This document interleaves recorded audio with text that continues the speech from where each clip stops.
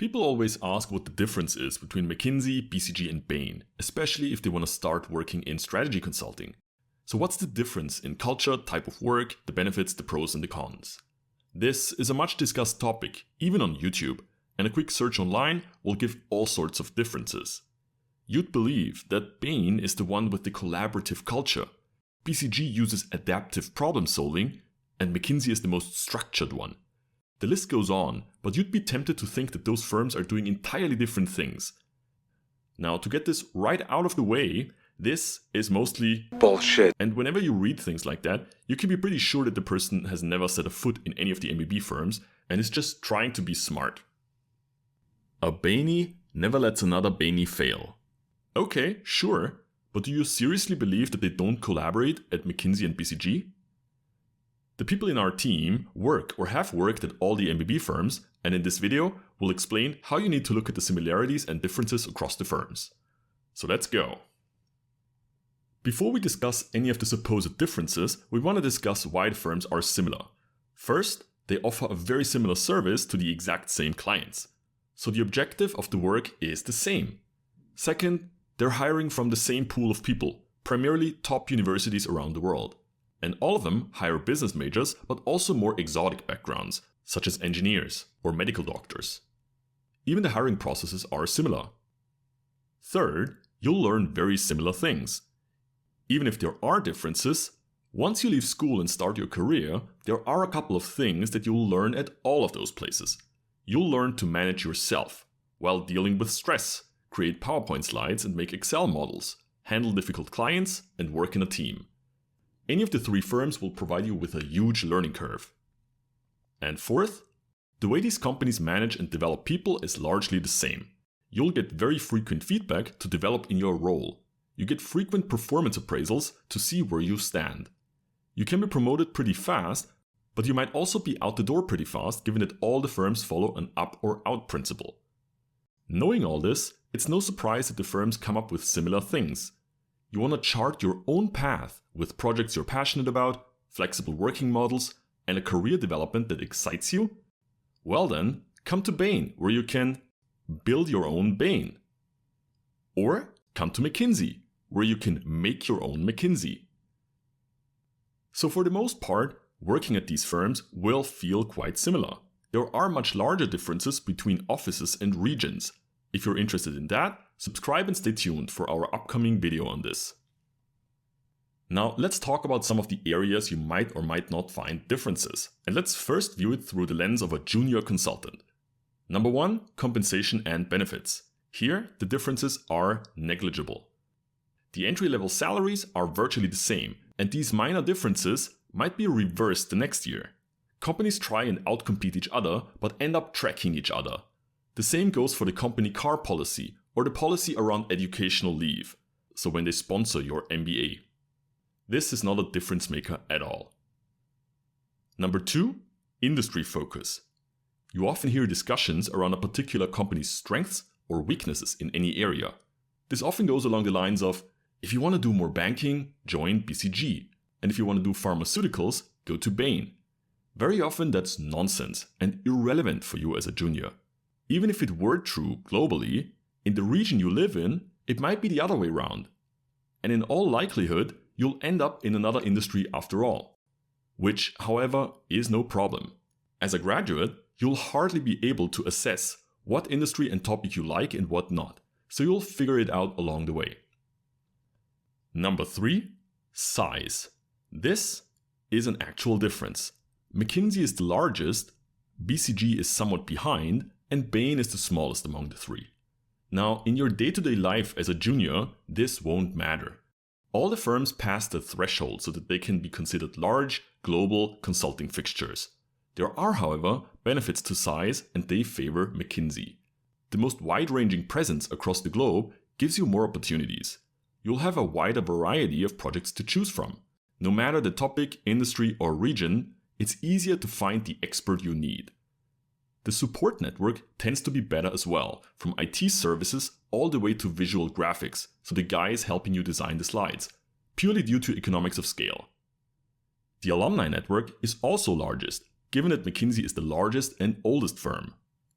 And lastly, reputation, which is indirectly linked to size. McKinsey definitely takes the cake when it comes to reputation and prestige. Even people outside of consulting know McKinsey. The downside is that McKinsey is always the target if anything goes wrong in the consulting industry as a whole. So you will have more heated arguments with friends, family, and maybe even strangers if you work for McKinsey.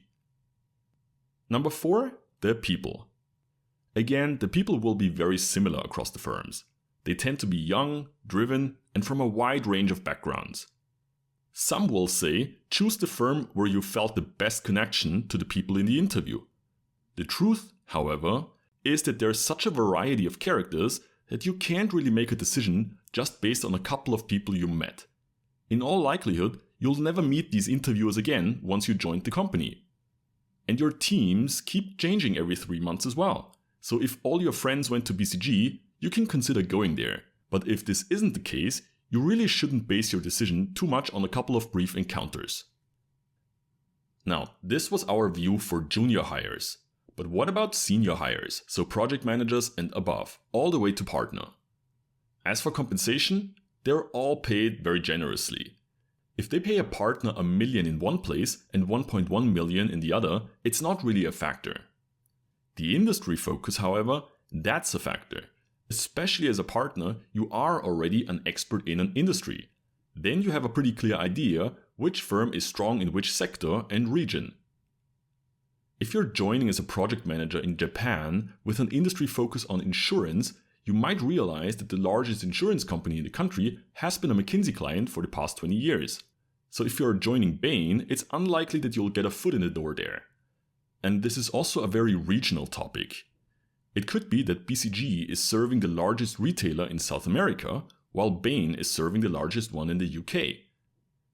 If you're planning on joining from project manager upwards, you'll touch upon these topics in your interview and very quickly find out who the main clients in your industry and your region are. And that's what you can base your decision on, which firm to join. Next up, size. This is actually not as important for senior hires.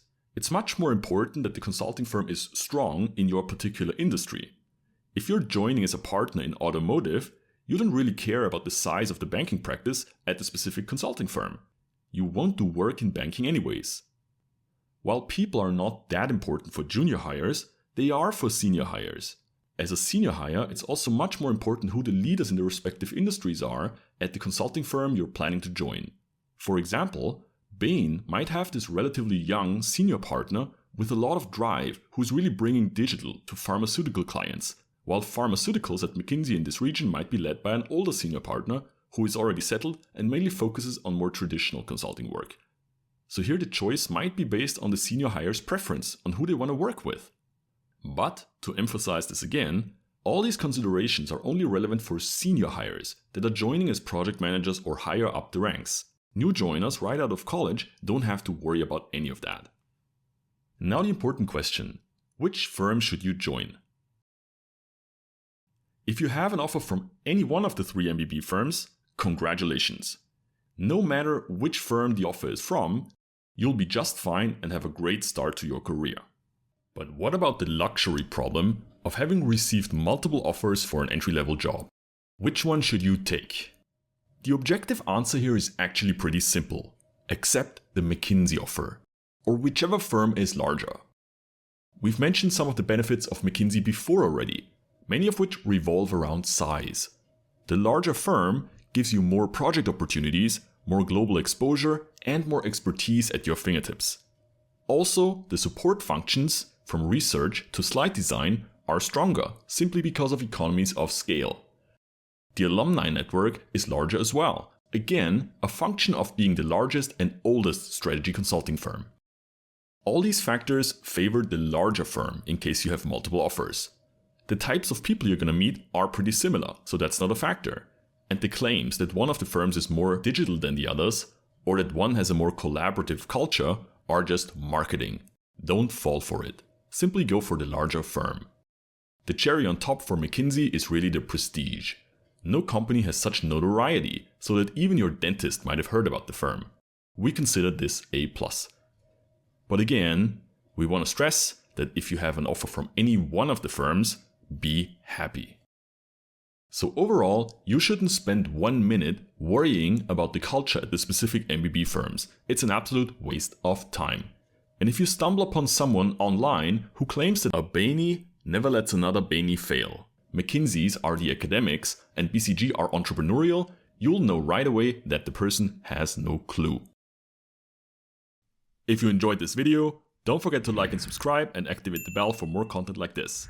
Let us know in the comments below if you have any questions or if there's a topic you'd like us to cover next. Thanks for watching, and we'll catch you in the next one.